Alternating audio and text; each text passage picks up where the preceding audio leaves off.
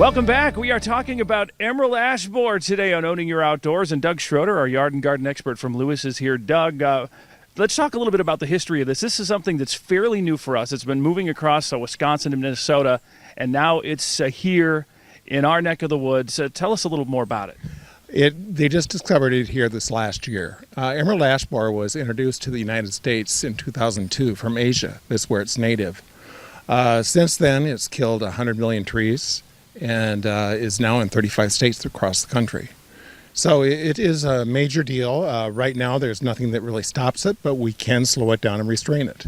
And today we invited Brian Peterson. He's an urban forest specialist with the city of Sioux Falls, and just to inform us and let us know a little bit more about emerald ash borer. Hey, Brian, so let's talk a little bit more about it. What is the city of Sioux Falls doing? We have a lot of ash trees here in the city of Sioux Falls.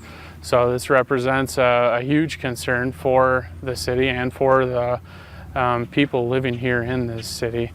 There's roughly estimated to be 40% of our street trees are ash, and all of those trees are affected by emerald ash borer.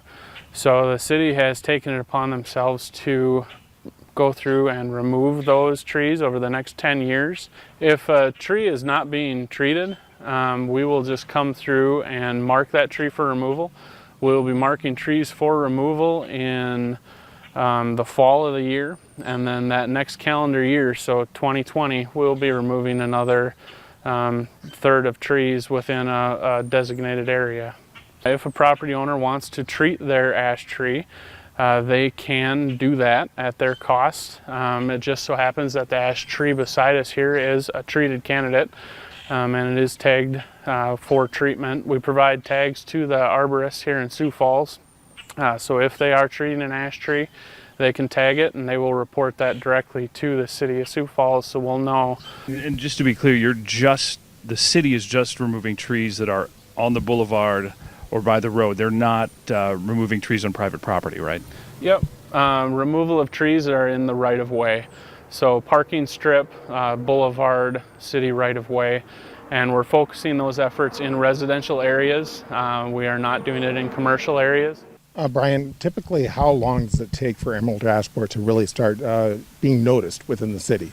Typically about year 6 or 7 is when you see high rates of mortality and it really starts gaining publicity. So right now it's estimated that we're in year 3, I believe, of infestation. So we're still in very early stages of infestation.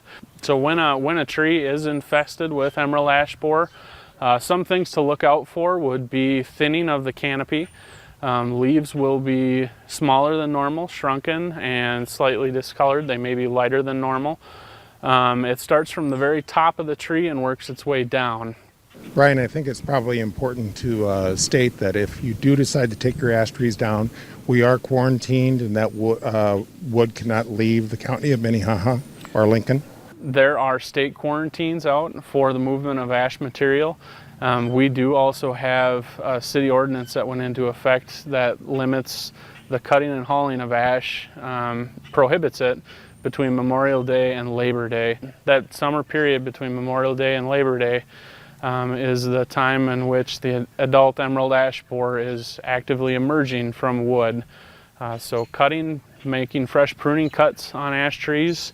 The insects are attracted to the sap that comes from those fresh cuts, and certainly hauling material. If it has insects emerging, you're going to be spreading those hitchhikers throughout the city as you're hauling that wood.